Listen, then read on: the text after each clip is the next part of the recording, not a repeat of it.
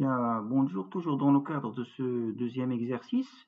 Je vous rappelle que jusqu'à maintenant, nous avons bien testé, c'est-à-dire la significativité de la pente par rapport à 0,5, par rapport à un standard ou bien une norme, 0,5, et nous avons accepté à 0 comme quoi la pente n'est pas significativement différente de 0,5, il est égal à 0,5. Un deuxième test qui consiste à traiter bêta 1 est égal à 0,5 et bêta 1 différent de 0,5. Une petite remarque concernant ces deux tests, la comparaison entre ces deux tests. Ce premier test avec différent, c'est un test bilatéral. Un test bilatéral qui consiste à tester, c'est-à-dire on va déterminer deux régions critiques concernant ce test. Mais pour ce test, c'est-à-dire supérieur strictement ou bien inférieur strictement, c'est un test unilatéral. Donc vous allez voir que la différence se situe au niveau de la détermination de comment lire la valeur de t sur la table de student. Avec t, comme vous le constatez ici, t, j'ai pris comme que t est égal à 0,05, donc je vais la lire sur une table bilatérale, là où il y a deux régions. Pourquoi? Parce que vous avez ici différents. Mais dans le cadre de ce test supérieur strictement, donc il faut bien faire attention lorsque vous calculez, donc t calculé, ça reste la même chose, ne change pas, comme vous le voyez, c'est comme le premier exercice, mais dans le premier cas, on a comparé 0,66 avec 2,1. Et comment on a déterminé 2,1? Sur la table c'est-à-dire de student, 2,1, on a pris un degré de liberté, je pense 18, voilà, 18, donc 18, avec, voilà, 18 avec 5%, c'est 2,1. Donc voilà, avec 5%, c'est 2,1. Mais si jamais vous avez un test, ça c'est un test bilatéral, comme vous le constatez concernant la table. Donc la table, comme vous le voyez, elle est bilatérale. Vous avez donc deux régions critiques et vous avez la région d'acceptation en blanc. Donc vous avez la première région critique, voilà, la première région critique et la deuxième région critique. Et ici, vous avez donc la région d'acceptation. Ça, c'est une table conforme à un test bilatéral.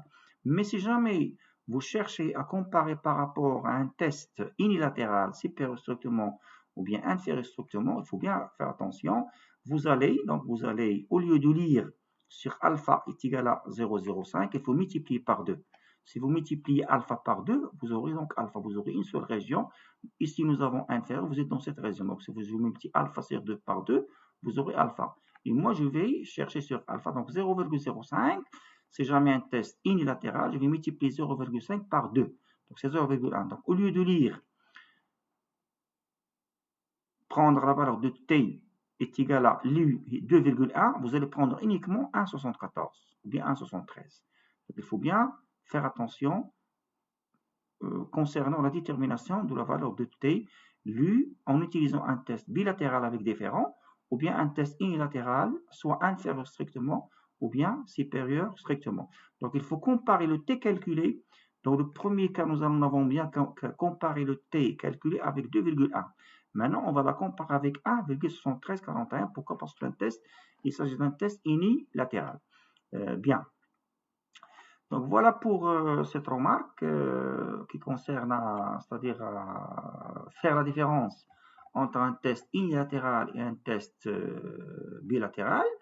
Voilà, donc voilà, faites attention, on compare par rapport à 1,74. Pourquoi? Parce que vous avez le test, il est bilatéral. Relativement, le test, pardon, il est unilatéral.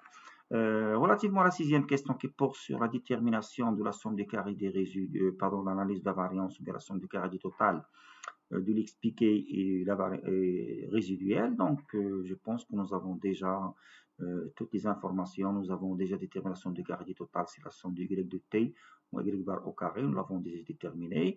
La somme du carré des résidus, nous l'avons déjà déterminé dans les questions précédentes. Je peux, puisque j'ai la somme du carré du total et j'ai la somme des carrés des résidus, donc je vais, c'est-à-dire déduire directement la somme du carré de l'expliqué, qui est la différence entre la somme des carrés du total et la somme des carrés des résidus. Donc voilà, je vais la déduire. Et partant de là, je peux, c'est-à-dire déterminer le coefficient de détermination. Donc le coefficient de détermination qui est la somme des carrés de l'expliqué divisé par la somme des carrés du total. ou bien 1 moins la somme des carrés des résidus divisé par la somme des carrés totales. Dans tous les cas, donc je vais trouver 44,67. Je peux très bien déduire la valeur de R carré, soit directement. Et comme j'ai déjà déterminé dans la première question, on a déterminé, je pense, le coefficient de corrélation linéaire. Nous avons déterminé le coefficient de corrélation linéaire, je pense dans la première question, voilà le coefficient de corrélation linéaire, nous avons trouvé 0,6683. Donc je peux déduire R carré à partir de coefficient de corrélation linéaire, c'est-à-dire nous savons très bien que R, le coefficient de corrélation au carré, est égal à R carré. Donc je peux l'apporter donc aux racines pour que vous puissiez déterminer c'est-à-dire le coefficient de détermination, de vérifier ce que j'ai bien calculé, est-ce qu'il est juste ou non.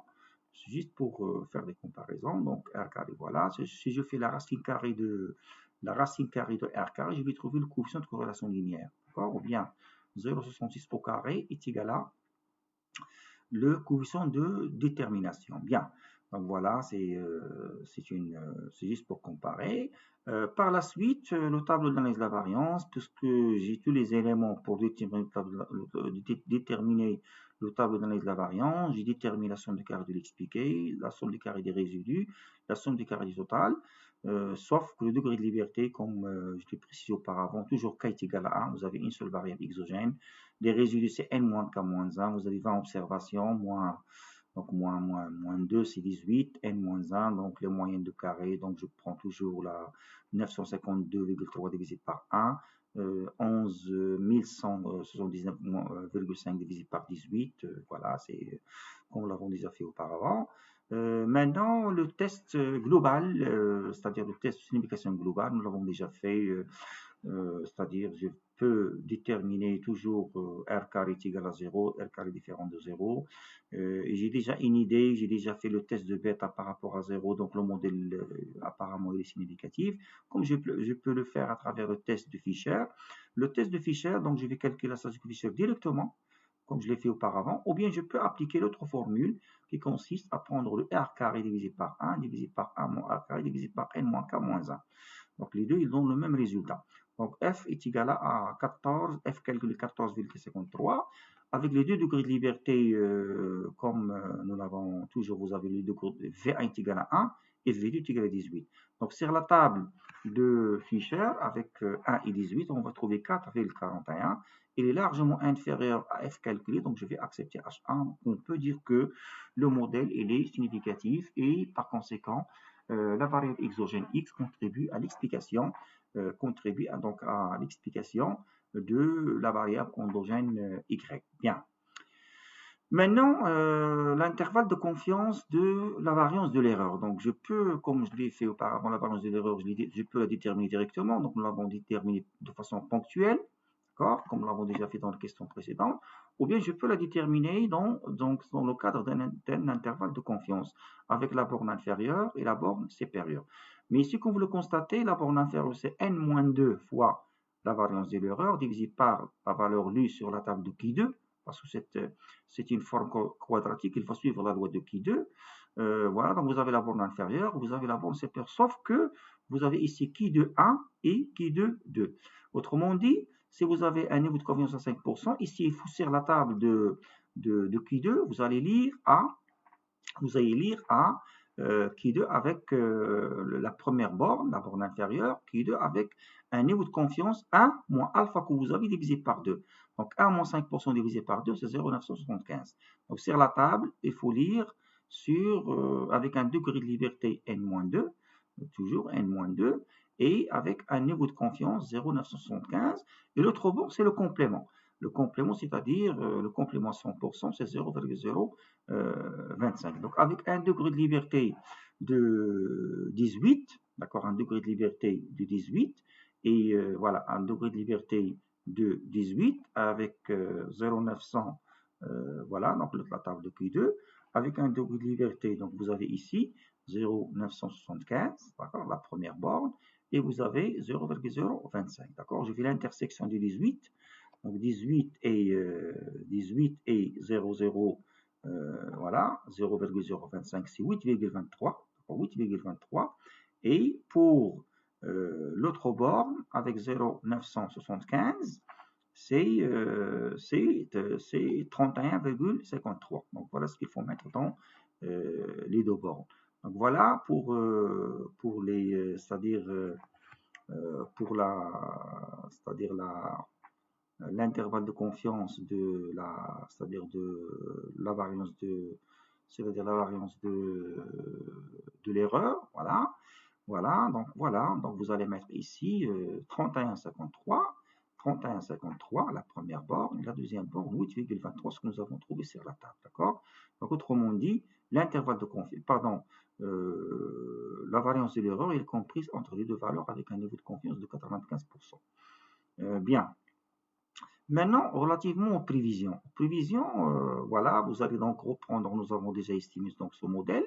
Voilà, donc vous allez tout simplement pour t est égal à 21, vous allez remplacer x21 par sa valeur, c'est 140, et vous allez remplacer x22, la variable x dans la période de 2 par 126, comme vous le voyez ici, comme vous le voyez.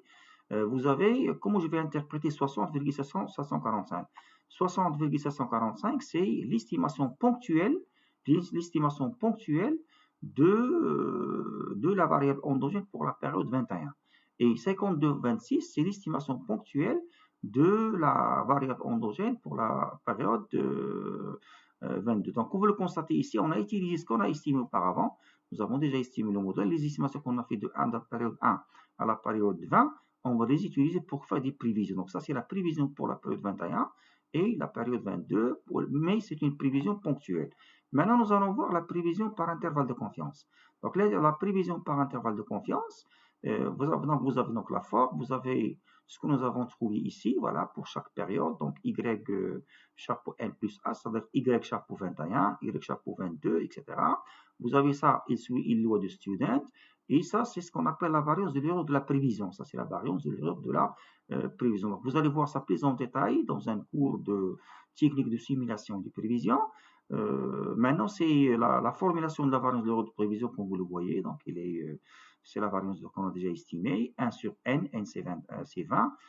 Xn plus h, c'est voilà, 140 pour la première période, 126 pour la deuxième période, etc.